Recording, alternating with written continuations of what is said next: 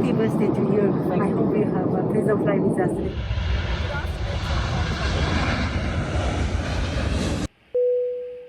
Good afternoon from Hong Kong, and behind me is the Hong Kong International Airport, aka the Hong Kong International Airplane Parking.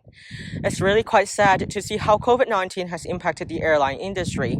But dating back to February 2020, when COVID-19 was still not recognized as a global crisis, international travel was still possible. And today's video is on my birthday flights with Singapore Airlines and Cathay Pacific. At noon, I will be hopping onto a SQ flight from Hong Kong, flying across the South China Sea, through Vietnam, and finally to Singapore. And closer to the end of this video, in the evening, I will be getting onto a CX flight, flying all the way back to Hong Kong.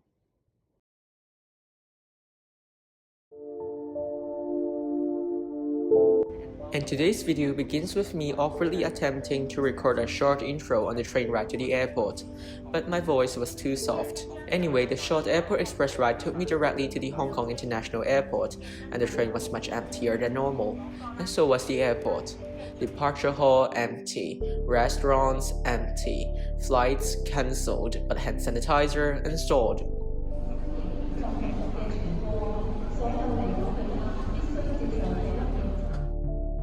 Singapore Airlines, back in the normal days, operated a total of 7 flights a day between the two megalopolises, but this got trimmed down to 3 daily flights immediately after the COVID-19 outbreak in both Singapore and Hong Kong. As a result, the check-in counters and IOF also shortened their service hours from being opened most of the time to the standard 3 hours prior to each flight departure. The shape of Terminal 1, and actually the only terminal of Hong Kong International Airport, is like the letter Y with a short underline below it. After passing through immigration, you are at the midpoint of the short underline, where we have this food court. Normally, it is filled with travelers, but today we see an exceptional sight. There are more staff than diners. The lounge of Singapore Airlines is within easy reach from the immigration area. In fact, I've walked past this lounge many times on my way to the deck, which is my all-time favorite, but this is my first time going inside the Singapore Airlines one. The SilverKris Hong Kong Lounge is separated into 2 parts, the business class section and the first class section, which is for solitaire PPS Club members in addition to first class passengers. Upon entering, you are greeted with a small coffee room with some decorative statues and bottles of water in the business class section. This section welcomes both business class passengers and Star Alliance Gold members. Getting into the main lounge area, you have more chairs as well as a buffet bar with plenty of dining tables that are empty because of COVID-19. But anyway, we're not staying here today. Let's head to the first class section. I expected somebody to be sitting here at the counter to check my boarding pass to verify access, but there was no one. The waitress with the a la carte menu welcomed me in and asked for my meal order. I politely turned her down though and told her I'd like to walk around to take some photos first. I wasn't too impressed by the first class section, as it looked similar to what I had just seen outside. Basically, it was only a small segregated area with fewer seats and people to add to the privacy. Although a la carte dining was available, there was still a mini buffet area for hot food, including veggies, rice, fries, congee and Chinese buns, and cold dishes like salad and ice cream. And yeah, this coffee ice cream was part of my breakfast. On a separate bench close to the entrance were some red and white wines, liquors and spirits, and bubbles. To celebrate being able to drink legally, I couldn't wait to open this brand new bottle of Veuve Clicquot. First glass of champagne of the day, and yes, there will be more to come. The glass of champagne was accompanied by 2 dishes from the a la carte menu, a bowl of laksa noodles, and a seared salmon fillet. Both were great. These 2 glasses are mocktails, with one of them being the famous Singapore Sling. However, they both tasted like medicine syrup and so were used only for photo taking. The lounge staff at the reception suddenly came up to me and said she had some bad news.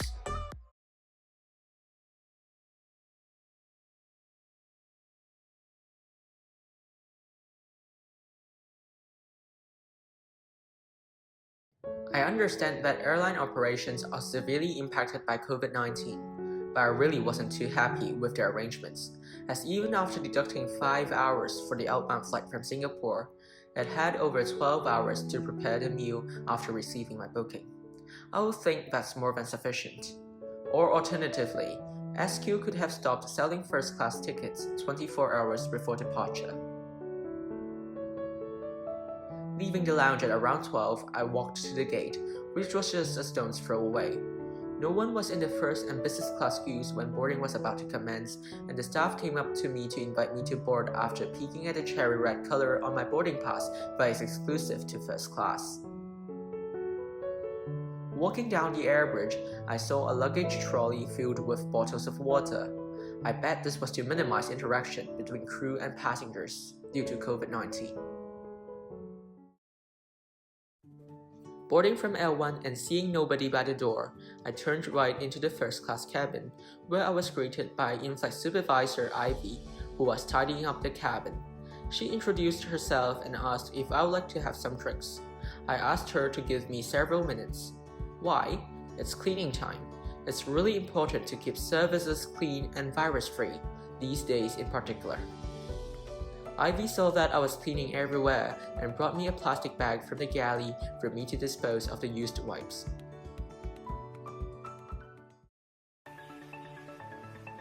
Okay, cleaning's over. Let's take a look at the cabin. These first-class seats, arranged in a 1-to-1 layout, were introduced back in 2013 and were meant as a refresh to the previous product introduced in 2006. The cabin was a really mini one with only 4 seats. Although these are not the newest or the best first-class seats that you can find on SQ, they were still plenty comfortable and very elegant looking.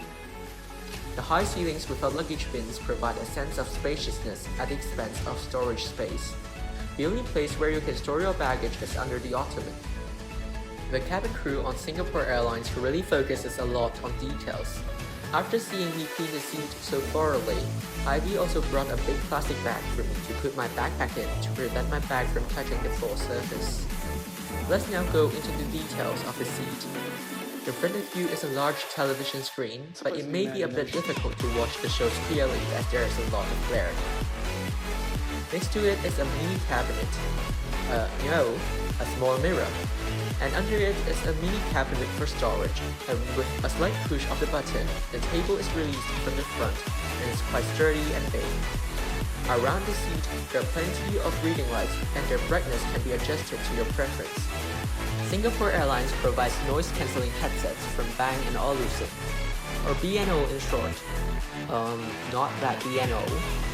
The touchscreen remote control is right next to the seat and acts as a second screen for entertainment. With a press of the button above the remote control, the seat with a generous width can be reclined for a relaxing TV viewing position, and there is an extended footrest. Under the side table, there's a magazine rack with a Wi-Fi card. I note that first-class passengers can enjoy complimentary Wi-Fi throughout the whole flight, and it was quite fast. Finally, you can also charge your electronic accessories with this electric socket next to the window. And if you are traveling alone but in one of the 2 middle seats, a partition can be raised. Even though this was only a short 3.5-hour flight, amenities were provided shortly after boarding. I got an eye mask, a pair of socks, and a pair of slippers. Quite impressive, though I didn't use them at all as I preferred bringing them home as souvenirs.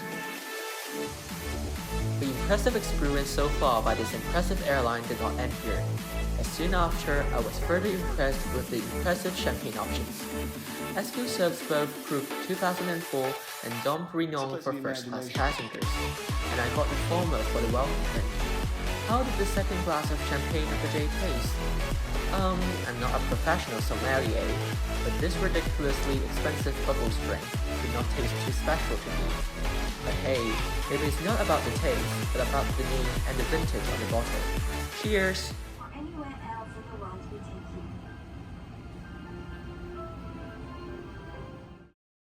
At this point, after exploring around a bit more, the aircraft has already pushed back. With many flights cancelled, many Cathay jets are parked all around the airport. As you can see, it really is a sad sight.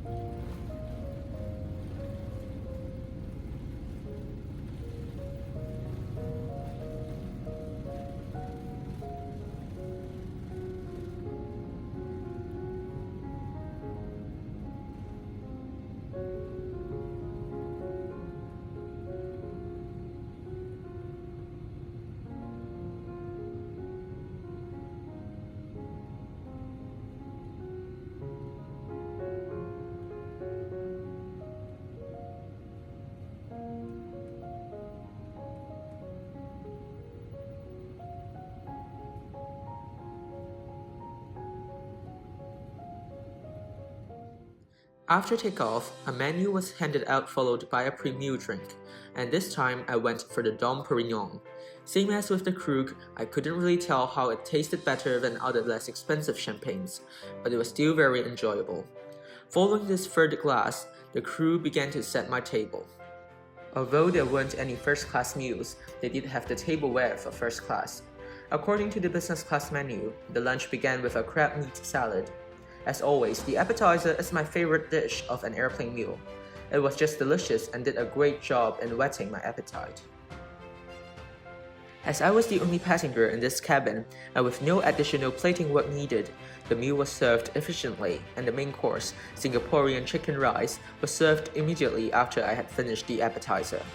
The dish was served with 3 sauces: soy sauce, chili sauce, and ginger garlic sauce. I know I should have some table manners, but why make things so complicated?